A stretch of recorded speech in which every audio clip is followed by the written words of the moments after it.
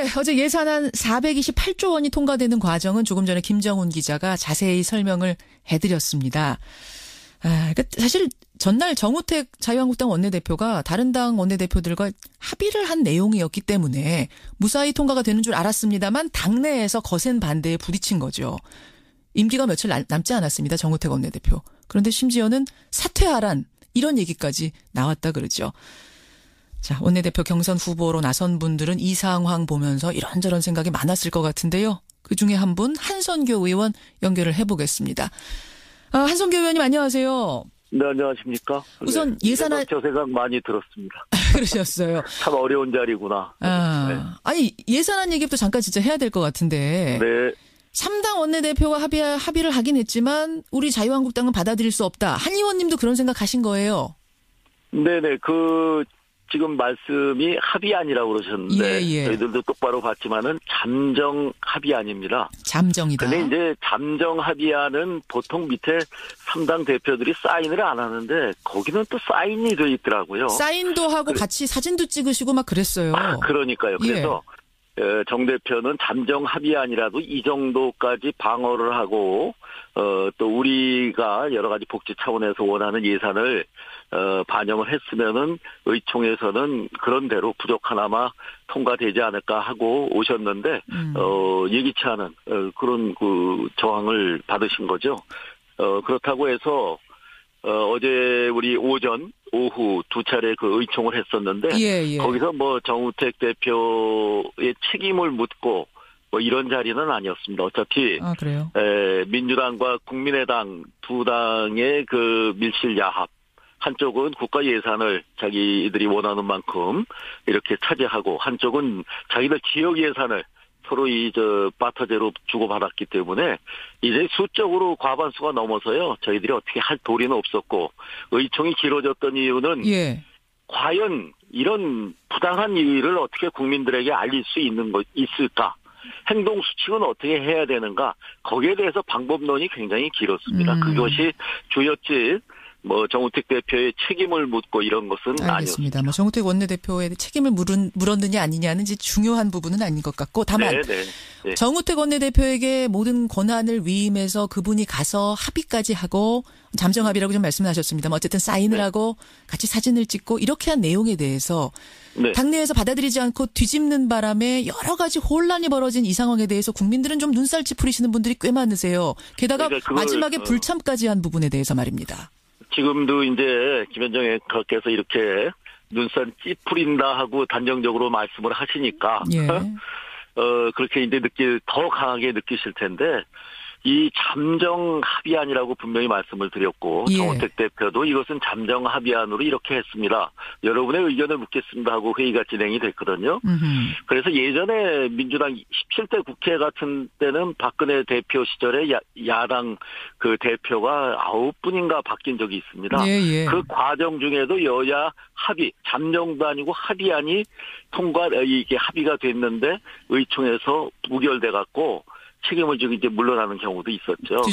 그래서 이 완전한 안도 아니었고 그렇기 때문에 그리고 받아들인다 하더라도 우리가 이 부당함을 알리는 방법을 어제는 오랜 시간 서로 토론을 했습니다. 그런 정도죠. 알겠습니다. 이게 저희가 이걸 물리적으로 옛날 국회 선진화법 없을 때는 아마 단상으로 올라갔을지 모르겠는데 그런 어떤 제도적인 장치도 있고 그래서 그렇게 막무가내로 했던 것은 아닙니다. 이걸 국민에게 똑바로 알리자죠. 밀실 야합을. 근데 한 의원님 전략상으로도 실패했다는 얘기가 나오는 게 뭐냐면요. 조금 전에 설명 들으셨겠지만 그 법인세 부분 자유한국당이 그토록 반대했던 법인세 부분 만약 불참하지 않고 들어가서 표결했더라면은 그거는 자유한국당 뜻대로 될 수 있는 부분이었는데 그것도 놓치신 거예요.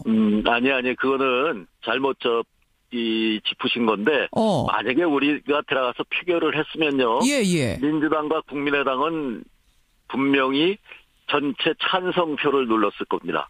근데 저희가 불참을 했기 때문에 의결 정족수는 이미 달성이 됐었고 제적 과반수를 넘기는 것은 분명히 했기 때문에 그분들이 이 법인세 전체에 대해서 반대하는 게 아니고 제가 짐작컨대는 민주당이라든지 좀 진보 좌파적인 성향의 경제 이론을 갖고 계신 의원들께서는 2천억 이 기업에 대해서 25% 법인세를 부과하자가 민주당 아니었는데 그거 너무 과하다.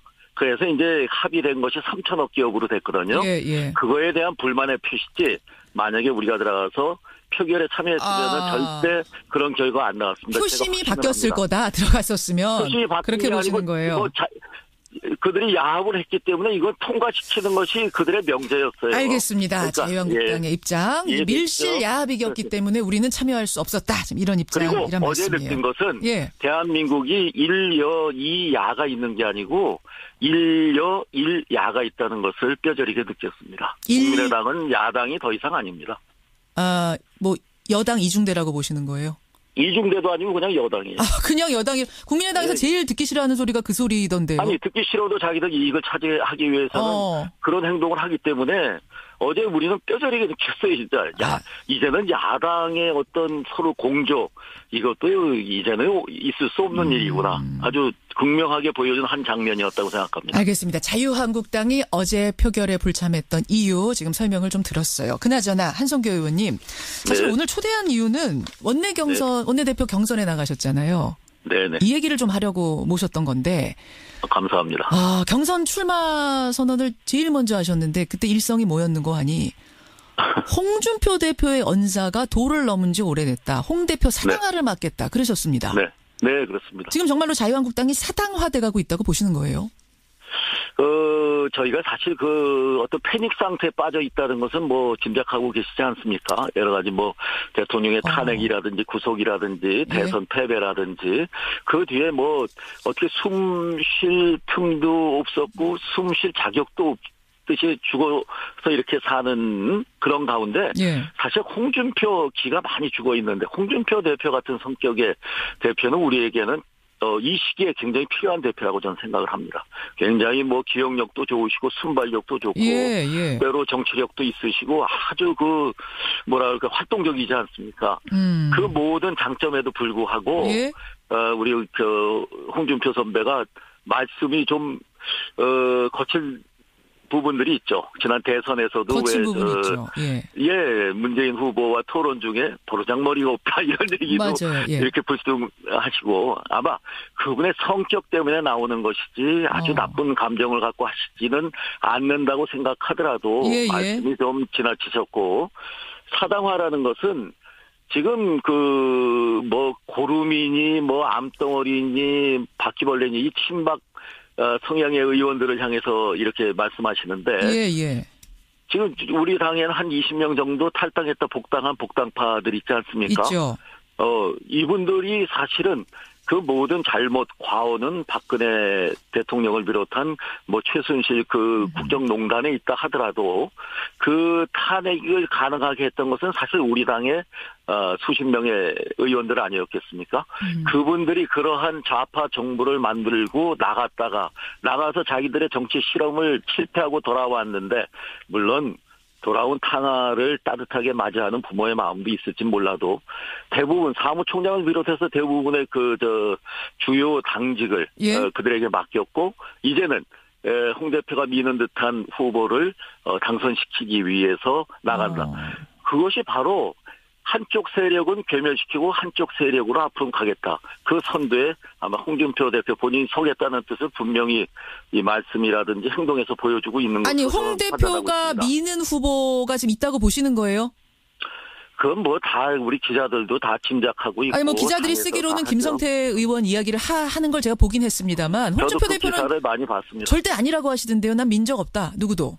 근데 미국 출장 가셔갖고 저도 한번 물어봤어요. 대표님 진짜 김성태 의원 미는 거예요? 그러니까 난 그런 얘기 한 적이 없고 투쟁력 강한 사람 해야 된다고 얘기했어. 그러더라고요. 그런데 기자들은 취재를 그냥 했겠습니까? 그런 것들이 사당화의 증거다 이런 말씀이세요? 그렇죠. 예전에는 정말 제왕적 당 총재가 존재하던 시절 16대까지는 원내 대표가 아니고 원내 총무였습니다. 그래서 당 총재가 지시하는 일을 원내에서 심부름을 하는 총무였어요. 알겠습니다. 그런데 17대 김동영 의원부터 원내 대표가 돼서 원내가 독보적인 그 역할을 할 수 있는 계기가 됐죠. 알겠습니다. 예, 지금 이제 시간이 없어서 제가 마지막 질문이자 홍준표 네. 대표의 반론으로 마무리 질문 드려야 될 것 같은데 홍준표 대표가 뭐라고 했냐면 박근혜 사당화, 그 박근혜 사당 밑에서는 고위공직과 당 요직을 차지하며 전행하던 사람들이 수양버들처럼 그렇게 흔들리던 사람들이 이제 와서 홍준표 사당화 운운하는 거 가소롭다. 이렇게 말씀하셨거든요. 제가 느끼기에는 저는 박근혜 대표 시절에 예. 2007년까지 대변인 2번을 해서 누구보다 잘 아는데 사당화된 적은 제 느낌에 그렇게 없었습니다. 제가 그 안에 있어서 못 느꼈는지 모르고 그리고 저는 뭐 고위 당직을 했던 사람도 아니고 호가호위했다고 평가받는 사람도 아닌 입장에서 이렇게 얘기하면 아무리 그분들이 그런 분들이라도 저기 혹시 김현정 앵커 고름 아세요? 고름? 고름 알죠. 예. 아침 시간에 이런 그 좀 불결한 예. 물질 얘기해서 죄송한데 괜찮습니다. 그런 식으로 비유할 수는 없는 거죠. 근데 어제 홍준표 대표가 뭐라 그랬냐면요. 그럼 고름을 고름이라 그러고 암덩어리를 암덩어리라 그러지 암덩어리님 그러냐라고 어제 그러셨어요. 그러니까 당 대표로서 최신이 떨어지는 거죠. 아. 그렇게 말 한마디 한마디에 다 그렇게 장난기 섞인 그런 얘기하시면 진짜 당 대표로서의 품위가 떨어지는 것입니다. 알겠습니다. 그것이 안타까울 따름이죠. 예. 원내대표 경선에 출사표를 던진 한선교 의원 오늘 말씀 들어봤습니다. 고맙습니다. 감사합니다. 자유한국당 한선교 의원이었습니다.